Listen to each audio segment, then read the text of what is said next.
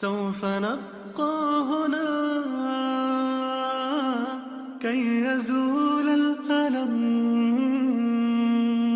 سوف نحيا هنا، سوف يحلو النغم. موطني موطني بصح انا عند بالي راني نصور وانا ما كنت نصور. نعتذر بصح دوكا نعاودوا المقطع. عندي 125 غرام زبده. هذا سوف باتاغوم تاع القارص، هذاك ماشي صفار بيضاء، يبان صفار بيض. وانا كنت حندير الزيت، ها هي الزيت بديت نفرغ باش فقت بلي مانيش نصور. عندي 100 مليلتر زيت، عندي 100 غرام سكر كلاصي، عندي قرصه تاع الملح، قلنا القرصه تاع الملح. نورمالمون حبه بيض ولا كيله بيض. هي هذه الوصفه تقدري ديريها، هي حبه بيض هنا في الوصفه كما عطيتها لكم بالميزان.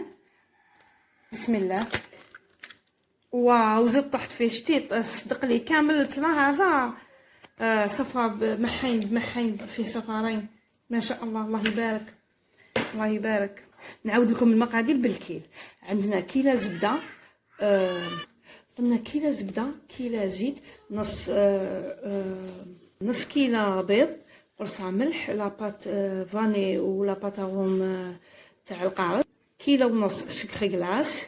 في 500 غرام زبده نديرو 2 باكيات لا ليفور. في 500 غرام هذه كي نبداو نكيلو بالكيل، بصح الا ديتو كيما نقول لكم بالميزان كيف طلع البيض ثاني دوبليوه. في 250 غرام نديرو حبه بيض، في 250 غرام نديرو 2 حبات بيض. يعني في 500 غرام طيح لكم 4 حبات ولا 5 حبات بيض. بالكيل طيح لكم 5 حبات، انا درتها بالكيل طيح لنا 5 حبات بيض. عندي هنا نص باكي لا ليفور، وعندي هنايا 500 غرام فرينه اللي مسيرتها، ونديرو الفرينه على حسب القيس، ماشي 500 غرام كامله. دوك نشوفوا شحال تاكل لنا فرينه. نضربوها بالباتور حتى نتحصلوا على كريمه تطلع لنا، ونجو نليموها بالفرينه. بعد ما تحصلنا على لاموش كما راكم تشوفوا طلعت لي ما شاء الله. دوكا نروح نليمها بالفرينه. دوكا نبداو نضيفوا الفرينه، قلنا نليموها بالفرينه حتى نتحصلوا على عجينه تكون طريه نقدروا نشكلوها لي صابلي كما على بالكم. نزيد ندير نص باكي تاعي تاع لا ليفور، هذيك باكي تاع نص باكي تاعي تاع لا ليفور درتو. دوكا نليمها مليح. بعد ما تليمت لي شوفوا النتيجه تاعها، هي تجي تفتت هكايا. الا درتي كونتيتي كبيره قسمي الكونتيتي اللي تحليها، واللي ما تحلي تكوني مازال ما حليتيهاش ديريها في كيس وخليها. انا دوك نحلها معاكم ونشكلوها كيما عادة اختكم نبرات. كيما راكم تشوفوا الكيس تاع السكر انا نحل فيه، ولا كيس عادي غذائي انا حنشكلها بالطابع هذا تاع القلب. دوكا نروح نحلها كامل كيما راكم تشوفوا تشقق، يعني ما تخافوهاش، لكميها غير هكايا وحليها. السمك ما تكونش عاليه بزاف وما تكونش رقيقه بزاف. نغطوها بالكيس ونحلو هكايا. المره الاولى حليتها لكم هكايا، بصح للمبتدئات ماذا بيهم يغطوها بالكيس خير باش ما تبقاش يسقلهم في الحلال.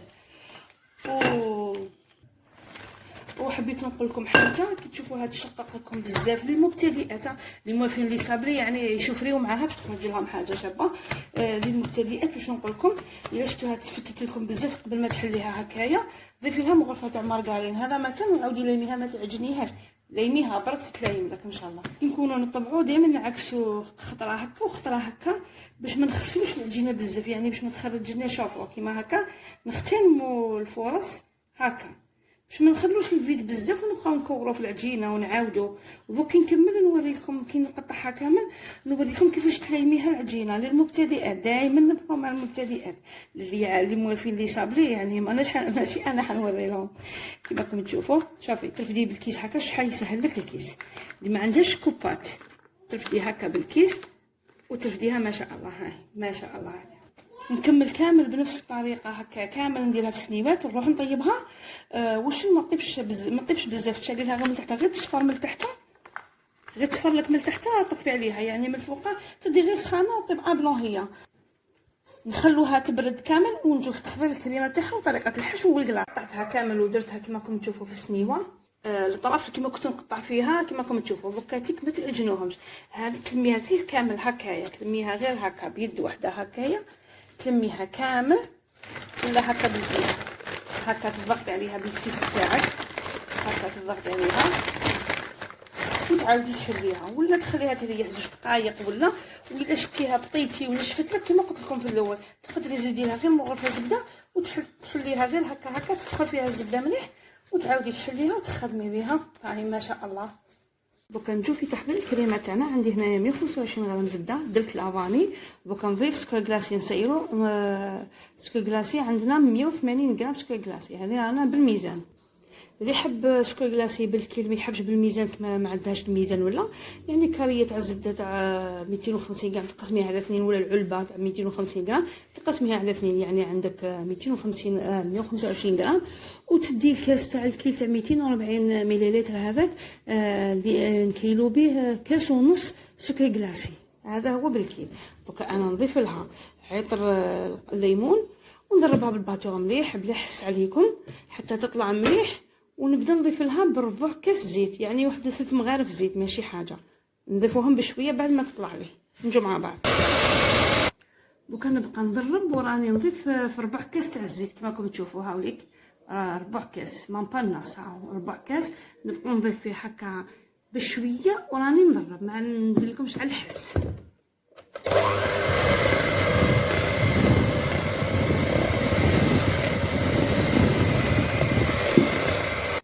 بعد ما طلعت لي مليح كما راكم تشوفوا النتيجه اللي تحصلنا عليها كريمه ما شاء الله. دوكا راهي سخانه نديرها تبرد لي شويه في الفريجيدر واحد الساعه باش نجو نحشو لي صابلي تاعنا مع بعض. نبرد لي الكاطو كما راكم تشوفوا. الكريمه تاعي خدمتها كانت في الثلاجه بردت. دوكا نعمرها في كيس حلواني لابوشادوي، واللي ما عندوش انا حنستعمل شكاره الحليب عادي، نظفيها غسليها نشفيها وعمريها. ونجو مع سر واحد اخر في الكاطو تاعنا تاع اليوم. دوك نجو مع بعض نبدا نعمر فيه، نحلهم دوكا نستفهم كامل، نمسح الحبه كامل ونجو مع بعض. نمسحو مسحه خفيفه هكا تاع الكريمه في كامل الاسطح تاع الكاطو تاعنا، هكذا نفوتو عليه كامل هكذايا. دوك نشوفو عليه مسحه خفيفه. نكمل كامل الكاطو تاعي هكا ونجي معكم. دوكا كيما قلت لكم عملنا اللي عنده لابوشادوي عمل في لابوشادوي، انايا اللي معمره في كيس تاع شكاره حليب غسلتها نقيتها مليح. دوكا نجو نعمرو الاطراف برك تاع الكاطو تاعنا كيما راكم تشوفوا.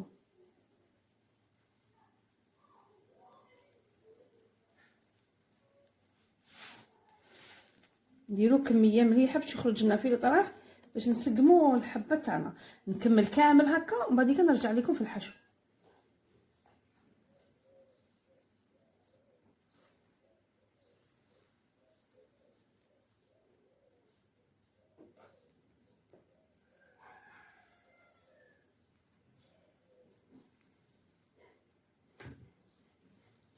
دوكا نجو للحشو تاعنا. انا حنحشيها بسوبر كريم. تحبي سوبر كريم، تحبي كرانشي، تحبي اي حشو حبيتيه، مربى، معجون تاع فريزه، يكون يكون شويه ثقيل باش ما يخرج لك. تحبي كتن بالسيترو درتها. انا حبيت سوبر كريم بذوق الليمون كما راكم تشوفوا. نعمرها في الكيس كيما الكريمه ونشوف طريقه الحشو. دوكا نجي نعمرها. هاي السوبر كريم تاعي انا راني مزروبه شريتها. اللي تحب تخدمها يعني كاس ماء وزوج مغارف سكر كبار ومغرفه مايزينا صغيره، وديريها على النار تخليها تعقد لك شويه. كي تغلي لك تعقد لك خرجيها من النار، خليها تبرد هكا، خلطيها وديري لها ذوق الباتاغون تاع الليمون وانتي تحصلتي عليها ما شاء الله. وكنجي نعمرها في الكيس ونحشي بها كما راكم تشوفوا. نحشي في الوسط هذاك الفارغ اللي خليناه نعمروه بسوبر كريم قلنا. واللي تحب كونفيتور عاقد قلنا الذوق اللي حبيتيه على حسب الكريمه اللي درتيها، بدعي كيما حبيتي. كما كتشوفي نكمل نعمرهم كامل ونغلقوهم مع بعض ونشوف طالع تاع شوكولاته. هذا الوجه اللي حنديروه من الفوق تاع الاخر نزيدو له شويه كريمه. مع الاول كنا نشحو باش عمرناهم كامل باش تكفينا الكريمه، ومن بعد كي تبقى لك هذيك شويه عاودي عمريها بوسطو في الوسط هكا. خاطر لي بوردور هنا لا دايرين دوكا نجيو نغلقوها كل حبه هكذايا كيما هكايا. نغلقوها هكايا، ما نضغطوش بزاف، نمسحو هكايا، نسويوها ونعاودو نحطوهم كامل ونرجعوها للثلاجه. حبيت نجيكم هنا بملاحظه استيس قبل ما نقطع. انا راهي سخانه كارثه، ما اي ساحت لي كريمه كما راكم تشوفوا، ما سويتش الاطراف يعني ما مسيتهاش، ما كاينش كيف نمسها كامل.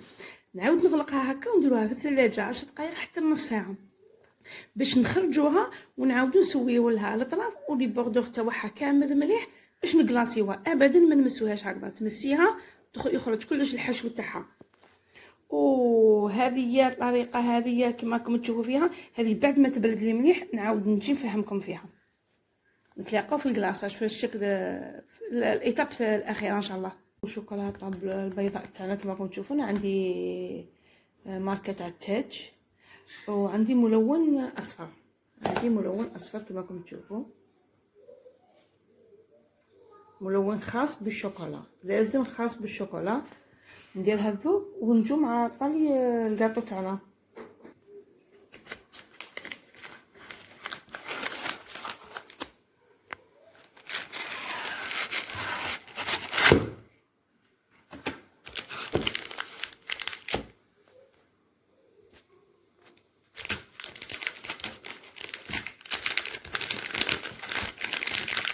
نديرو حوالي 200 غرام، 200 غرام ولا 300 غرام حسب الكاطو اللي عندك. تقطعيها قطع صغيره باش تذوب لك بالخف.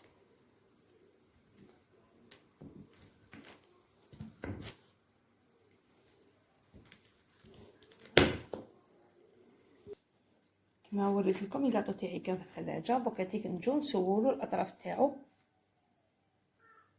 كما راكم تشوفوا مع السخانه. نضغطو غير شويه، نسويو الاطراف تاعو ونكلاصيوه ونرجعوه للثلاجه. لازم بالفرشيطه، نستعملوا الفرشيطه تاعنا. الشوكولا تاعنا كما راكم تشوفوا استعملنا لها ملون الشوكولا. صدق لي الماركه هذه والله ما شابه، ما عجبنيش.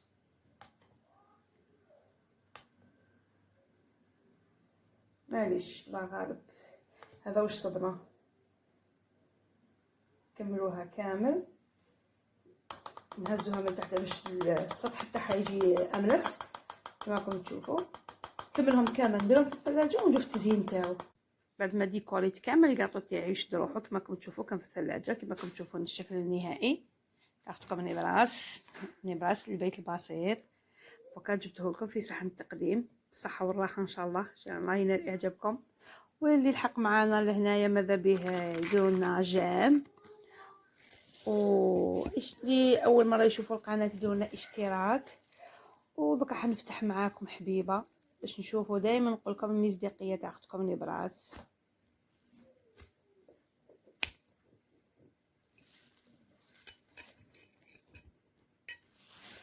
كما راكم تشوفوا ما شاء الله ما شاء الله، الكريمه والحشو يعني مع شويه سخانه كما راكم تشوفوا. ها هو ليك الحشو وها هي ليك الكريمه الصابلي ما شاء الله توب. ان شاء الله ينال اعجابكم وتجربوه. تكتبوا لي في لي كومونتير. دمتم في رعايه الله وحفظه، دمتم سالمين، دمتم غانمين.